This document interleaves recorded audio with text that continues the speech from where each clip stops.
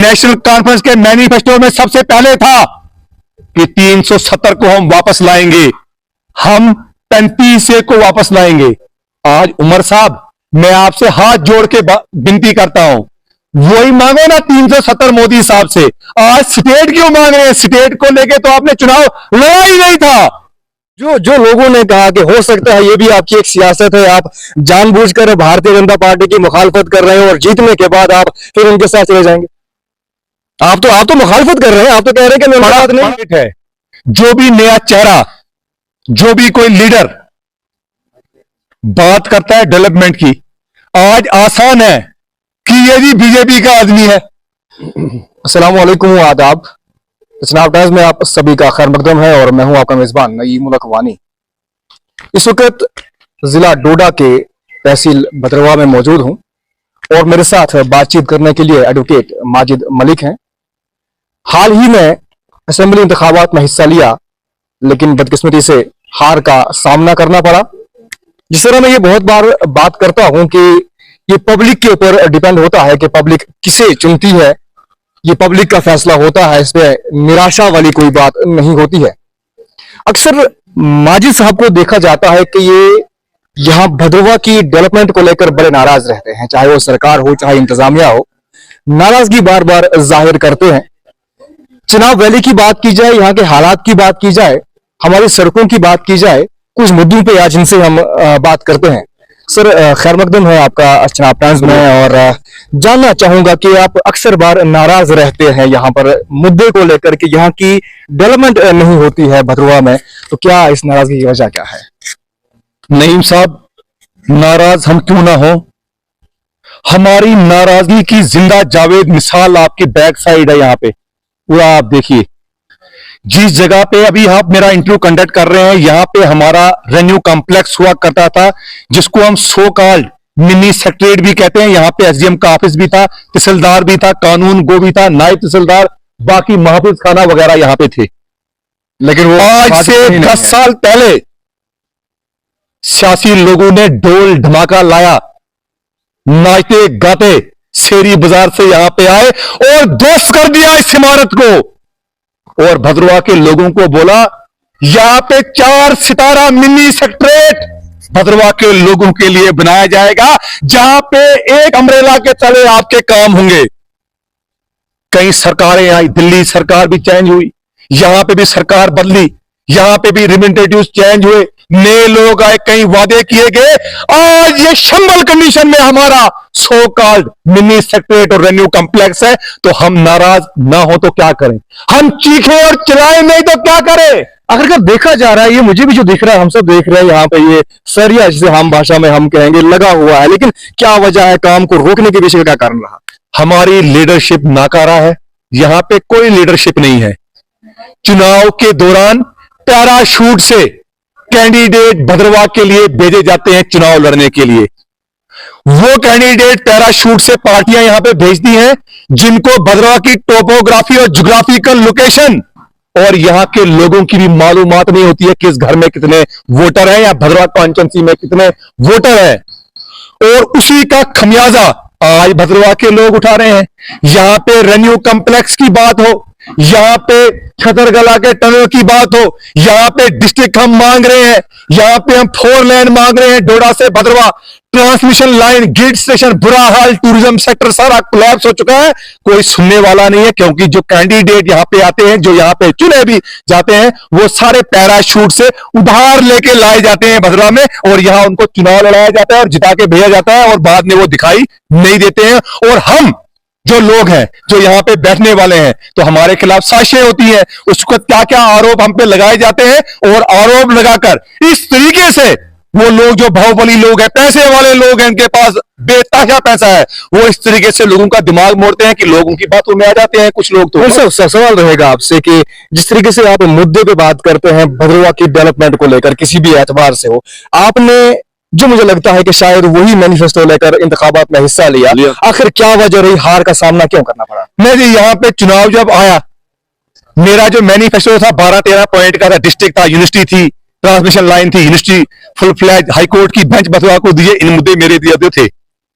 लेकिन जो main political parties थी, वो जनाब पहले ही आपस में मिल चुकी थी। पैसे वाले लोग थे, उन्होंने इस तरीके से इस चुनाव को मैनेज किया, पोलराइज किया इस चुनाव को कि हम कहीं नजर ही नहीं आए। जब कोई चीज इलाका परस्ती पे, जात पात पे बढ़ जाए तो उसका नतीजा क्या होगा? उसमें जो डेवलपमेंटल इश्यूज है वो पीछे छूट जाते हैं। मैं बोलता रहा कि डिस्ट्रिक्ट के लिए मुझे वोट दो, मैं असेंबली में जाके डिस्ट्रिक्ट पे बात करूंगा। मैं भी नचाता इस सरकार को और देखता कि किस तरीके से भद्रवाह को डिस्ट्रिक्ट नहीं देते, क्यों नहीं देते ये। लेकिन जनाब हम तो उस वक्त यहां कुछ और ही रुझान पैदा किया उन लोगों ने। आज जो जीता हुआ कैंडिडेट है वो तो हमें नजर ही कहीं नहीं आ रहा है। मेरे को इल्जाम लगाया गया कि ये बीजेपी के साथ मिला है। अगर आप उस चुनाव के दौरान के वीडियो देखोगे, सबसे ज्यादा क्रिटिसिज्म, सबसे ज्यादा नुक्ताचीनी मैंने भारतीय जनता पार्टी की है चुनाव के दौरान। जो लोगों ने कहा कि हो सकता है ये भी आपकी एक सियासत है, आप जानबूझकर भारतीय जनता पार्टी की मुखालफत कर रहे हो और जीतने के बाद आप फिर उनके साथ चले जाएंगे। आप तो मुखालफत कर रहे हैं, आप तो कह रहे हैं कि मैं बड़ा अनफॉर्चुनेट है। जो भी नया चेहरा, जो भी कोई लीडर बात करता है डेवलपमेंट की, आज आसान है कि ये जी बीजेपी का आदमी है। आजाद साहब मुख्यमंत्री रहे, केंद्र में मंत्री रहे, इतना बड़ा उनका पॉलिटिकल कैरियर रहा। आजाद साहब को भी तो बोला कि ये बीजेपी के आपने आजाद साहब की बात लगाया, आपने आजाद साहब की बात छेड़ी, वो कांग्रेस के साथ जुड़े थे, बाद कांग्रेस को खैराबाद कहा। तो लोगों का ये भी कहना है कि कहीं ना कहीं उन्होंने अपने कैरियर को जो है खत्म कर लिया। उस विषय पे आपका क्या कहना है? क्योंकि आपने बात आजाद साहब की छेड़ी, हालांकि ये सवाल उनसे था, लेकिन आपने बात छेड़ी है तो ये लोग तो देखिए, विद ड्यू रेस्पेक्ट, आजाद साहब की रेस्पेक्ट, आज लोग क्रिटिसाइज कर रहे हैं आजाद साहब को। माजिद मलिक ने तभी मोर्चा खोला था, देख लीजिए, तब घबराते थे लोग आजाद साहब को क्रिटिसाइज करने के लिए, जब वो कांग्रेस पार्टी में ही थे अभी। क्योंकि हमें लगता है कि आजाद साहब ने बड़ी हमारे साथ नाइंसाफी की है। आजाद साहब ने अपने दौरे इक़्तिदार में, आपने दुखती रग पे जो है हाथ रखा, उनके इक़्तिदार में नए जिले बने, लेकिन अपने भद्रवाह टोन को, जिनको उन्होंने होम टोन का खिताब दिया था, उसको उन्होंने डिस्ट्रिक्ट के काबिल नहीं समझा। भद्रवाह के चिंता भालवा को तहसील और ब्लॉक के काबिल नहीं समझा। इससे जूनियर इलाकों को आजाद साहब ने प्रमोट किया। तो मेरा कहने का यह है, आज इंजीनियर रशीद पे भी तो इल्जाम लगा कि बीजेपी का है। ठीक है, बीजेपी कोई गैर कानूनी तंजीम है। बीजेपी भी तो एक रजिस्टर्ड, एक दुनिया की सबसे बड़ी मरकजी सरकार है, पॉलिटिकल पार्टी जो है भारतीय जनता पार्टी, जिसकी सरकार है। उमर अब्दुल्ला साहब ने माजिद मलिक पे इल्जाम लगाया था कि ये बीजेपी का आदमी है। आज हर सुबह उठ के उमर साहब जाते हैं दिल्ली और मोदी साहब को हाथ जोड़ते हैं, अमित साहब को हाथ जोड़ते हैं। तो मैंने कौन सा गुनाह किया था? गुनाह करता हूं मैं बोलता हूं कि दिल्ली में आज मोदी सरकार है, मजबूत सरकार है, उन्होंने जिला देना है, उन्होंने यहां पे यूनिवर्सिटी देनी है। मोदी साहब ने, प्रधानमंत्री और अमित शाह ने वादे। तो मैं कौन सा गुनाह करता हूं कि अगर मैं बोलता हूं कि जनाब दो 19 से हमें उम्मीद है, तो वही अब तब हमें क्रिटिसाइज करने लगे। आज यही लोग जा रहे हैं, फूल दे रहे हैं वहां पे। मैं उमर साहब को याद दिलाना चाहता हूं कि आपने रिसेंटली जो चुनाव था वो 370 वापस लाने के लिए आपने वादा किया था। उसी बात पे आ रहा हूं। आपने कहा कि वादे वफा नहीं हुई है।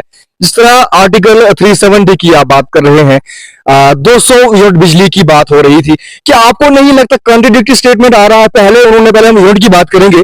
पहले ये स्टेटमेंट आया कि 200 यूनिट बिजली मुफ्त दी जाएगी, बाद डेप्यूटी चीफ मिनिस्टर का स्टेटमेंट आता है कि हमारे बुजुर्ग भी जो है वो बिजली के बिना रहा करते थे। तो कहीं ना कहीं कॉन्ट्रडिक्टरी स्टेटमेंट है। इस विषय पे आपका क्या कहना है?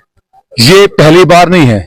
जब भी नेशनल कॉन्फ्रेंस सत्ता में आई है तो इन्होंने लोगों को, जनता को एक झूठा झुंझुना दिखाकर वोट बटेरे हैं। इसी तरीके से इस बार भी इन्होंने मंगेरी लाल के सपने जम्मू कश्मीर की जनता को दिखाई नेशनल कॉन्फ्रेंस ने। नेशनल कॉन्फ्रेंस के मैनिफेस्टो में सबसे पहले था कि 370 को हम वापस लाएंगे, हम 35 को वापस लाएंगे। आज उमर साहब, मैं आपसे हाथ जोड़ के विनती करता हूं, वही मांगो ना 370 मोदी साहब से। आज स्टेट क्यों मांग रहे हैं? स्टेट को लेके तो आपने चुनाव लड़ा ही नहीं था। ये जनाब लोगों को बेवकूफ बनाते हैं।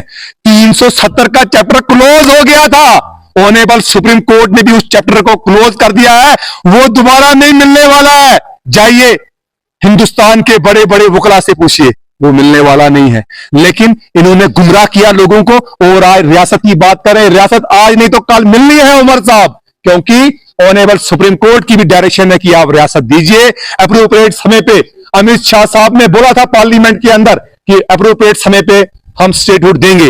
इसलिए अगर लड़ना है उमर साहब को तो 370 35 के लिए लड़ें। कहां है बिजली? बिजली की आप बात कर रहे हैं, जब ये कह रहे थे कि हम बिजली देंगे, मुफ्त बिजली देंगे, मुझे हंसी आ रही थी। ये नेशनल कॉन्फ्रेंस है, फारूक अब्दुल्ला साहब जिन्होंने चिनाब वैली की बिजली कोड़ियों के दाम दिल्ली, चंडीगढ़ और मुंबई की कंपनियों, हरियाणा की कंपनियों को भेजी है, जिन लोगों ने खुद सौदा किया चिनाब की बिजली का, जम्मू कश्मीर की बिजली का, ये कब आपको दिलाएंगे यहां पे मुफ्त, आपको इलेक्ट्रिसिटी दिलाएंगे? कौन से सिलेंडर? आज तो अपना वादा भूल गए। हाँ, इन्होंने एक काम जरूर किया, अपनी गाड़ियों के लिए टेंडर जरूर निकाला, अपने पोर्टफोलियो के लिए, अपने स्टेटस के लिए इन्होंने जनाब चुनाव लड़ा था, उसको जीता है, उसको एंटरटेन कर रहे हैं। इंस्टाग्राम पे रोज वीडियो डालते हैं गुलमर्ग के, मुस्कुराते हुए, हंसते हुए, मजा ले रहे हैं, सैलरी मिल रही है, ऐसे कर रहे, एंजॉय कर रहे हैं। अगर ये सियासी लोग होते तो केजरीवाल की तरह लोहा लेते, डेमोक्रेटिक तरीके से बात करते, इलाके की आवाम की बात करते, जनता की बात करते। वो बिल्कुल नहीं कर रहे। इनकी कुछ कमजोरियां भी हैं जो बाद में हम कभी डिस्कस करेंगे। चलिए, आखिरी सवाल आपसे रहेगा, वादी चिनाब की हम बात करते हैं, हमारा चिनाब वैली जो है ये एक एक्सीडेंट हब बन चुका है, आप जानते हैं बखूबी, ये कुदरती आफात होती हैं, लेकिन कहीं ना कहीं इंसान भी इस काबिल है कि वो इन पे काबू पा सकता है, हरकत में बरकत होती है। हमारे यहाँ सड़कों की खस्ताहाली है, गाड़ियां यहाँ हमारे 2004, 5, 6 मॉडल अभी भी चल रही हैं, जो कि पैसेंजर गाड़ियां हैं। क्या उन पे आपको नहीं लगता कि हुकूमत वक्त को कहीं ना कहीं काबू पाना चाहिए, उनको कंडेम करना चाहिए गाड़ियों को? सबसे ज्यादा R&B डिपार्टमेंट के मंत्री इसी खिते चिनाब से रहे। क्या किया उन्होंने? अपने घर भरे, अपना पोर्टफोलियो एंटरटेन किया? यह सवाल तो उनको पूछना चाहिए। जब वो R&B के डिपार्टमेंट के मंत्री रहे तो पूरी स्टेट थी, रियासत थी जम्मू कश्मीर। दिल्ली ने पूरा मुंह खोल के रखा था, अपने पैसों की बोरियों का कहते थे ले जाओ, जितना पैसा लगता है लगाओ, और ठगा वगा के इन मंत्रियों ने जो खिते चिनाब से रहे वहां से पैसा लाते रहे और बैंक खाता अपना भरते रहे। और ये भी एक वजह रही, जब दिल्ली ने देखा कि ये हमें ठगा रहे हैं, जमीनी सतह पे कोई काम नहीं हो रहा है, तो दिल्ली को मजबूर होकर इसको यूटी बनाना पड़ा, और सारा कंट्रोल जो है, क्लच, ब्रेक और गियर, वो रख लिया अपने पास। उन्होंने कहा अब हम देखेंगे। तो अब नए कमिश्नर साहब भी आए हैं, विशेष पाल महाजन जी, उनसे भी हमें काफी उम्मीदें हैं। लोग जा रहे हैं खिता चिनाब के, उनसे मिल रहे हैं, जिला डोडा के, उनको बखूबी जानते हैं। तो हम एक्सपेक्ट करेंगे कि महाजन साहब जो कंडम गाड़ियां हो चुकी हैं उनको बार करेंगे हमारी रोड से चलने में। नए आरटीओ साहब भी आए हैं, वो भी इसको देखेंगे अच्छी तरीके से। और रोडों की, आज हमारे जो इलेक्टेड रिप्रेजेंटेटिव्स हैं उनको भी चाहिए रोडों के बारे में कुछ करें। ब्लैक टॉप हमारी रोडों को नहीं है, बुरा हाल है। मरम्मत की रोड पे जाइए, खस्ता रोज इंसिडेंट होते रहते हैं। हमारी बुटोल से लेके ये बगा और यहां तक किश्तवाड़ तक, आप रोड का हाल देखिए क्या हो रहा है। जहां पे टनल की जरूरत नहीं है, क्या एक्सपेक्ट करते हो आप इन लीडरों से? जहां पे टनल की जरूरत ही नहीं थी खलैनी में, वहां से जनाब इन्होंने पुलडरा से एक फ्लाईओवर बनाया, वहां से लाके टनल में डाल दिया। इन्होंने क्या काम किया? खलैनी के लोगों के पेट पे लात मारी, उनका रोजगार छीन लिया। कोई ना कोई गाड़ी रुकती थी वहां खलैनी बाजार में, कोई पानी की बोतल, कोई सिगरेट, कोई चुटकी, कोई कुरकुरे, तो उनका एक रोजगार था बनता। अब इन्होंने जनाब अपने जेब भरने के लिए टनल बना दिया। पुलडोड़ा से आओ, खलैनी के पहले ही टनल में घुस जाओ, दूसरे नाले में बाहर निकलो। क्या ये चीजें हमें देखिए, ये तो एक बदकिस्मती वाली बात है। टूल लिया जाता है चिनानी की, अगर हम बात करेंगे, या खलैनी की आप बात कर रहे हैं, यहाँ भी तो अब लगना है या लगेगा, ये पॉलिसीज है, इसमें क्या होता है क्या, लेकिन टूल के हवाले से क्या कहना, क्योंकि कभी कभार ऐसा होता है कि कोई भी शख्स जब गुजरता है 3-4 बार गुजरता है उसे तब भी टूल देना पड़ता है। उसी विषय पर आपका क्या कहना है? कौन बात कर रहा है टूल पे? हम ही लोगों ने, पिछली बार कुछ लोगों ने, सोशल एक्टिविस्ट ने बात की टूल को लेकर। आज तो इन्हें डबल टूल कर दिया, साल में ही डबल कर दिया। आप जाइए नाशी टनल पे जाइए, वहां पे डबल कर दिया। इसी तरीके से बन टूल प्लाजा में भी उन्होंने डबल कर दिया। तीसरी आफत हमारे लिए खलैनी में इन्होंने खड़ी कर दी, बन गया वहां, वो बना दिए इन्होंने, वो वहां पे वो स्टॉल विटाल जो है बना दिए इन्होंने, नाके शाके वहां तैयार हो रहे हैं। रोज हम आपके माध्यम से वीडियो देखते हैं। अब जनाब सफर करना इन्होंने इतना कठिन कर दिया, तो वहां से सरकार कहती है कि हम सफर कम करेंगे, पेट्रोल डीजल आम आदमी की पहुंच से बाहर हो गया है। दूसरे ये जो इन्होंने बंद टोल प्लाजे हर जगह कर दिए, टोल टैक्स ये ले रहे हैं। तीसरा चिनाब वैली की ना, हमारे को तो ये नाशी वाला बनता ही नहीं है, हम तो कोई फैसिलिटी अवेल ही नहीं करते हैं एनएचए की, ये तो कश्मीर के लोगों को देना है। जबरन हमारे से वसूली की जाती है नाशरी में। क्या किसी एमएलए ने बात की? इलेक्ट्रिक कोई बात नहीं की। क्यों नहीं की बात? जब आप जाते हो नाशरी से गुजरते हो, आप बहुत जल्द आपको वो दिखाई देगा खलैनी के पास भी कि यहां से लेके जी लिस्ट बनी है, ये लोग एग्जेंटेड है, जिसमें एमएलए भी है, एमपी भी है, अफसरान भी है, डीसी भी है, फाक है। इन्होंने क्यों आपकी बात करनी? जब एग्जेंटेड है निकल जाते हैं तो बोल तो हमने देना है, बाहर में जाए जनता, हमें तो ये समझते हैं। तो इसलिए हमें बड़ी निराशा है इन प्लाजाज की भी, इनको बंद करना चाहिए सरकार ने और फ्री करना। जब हम अवेल ही नहीं कर रहे हैं इनकी फैसिलिटी, तो हमें किस चीज के यहाँ पे ये टोल ले रहे हैं? अब मुद्दों को समेटने की कोशिश करते हैं। आखिर में तालीमी निजाम के हवाले से हमारे स्कूलों की खस्ता हाल है। अब जानते हैं कहीं पर 200 बच्चे हैं और 4 स्टाफ मेंबर हैं, कहीं पर 10 स्टाफ मेंबर हैं और 50 बच्चे हैं। ये कहीं ना कहीं कॉन्ट्रडिक्टरी चीजें हो रही हैं। हाल ही में जिला तरक्याती कमिश्नर डोडा द्वारा कुछ स्कूलों में टैक्स दिए गए बच्चों के लिए, और तालीमी निजाम जो है वो फुकदान उसका कहीं ना कहीं अंधेरे में जाता है या गया है।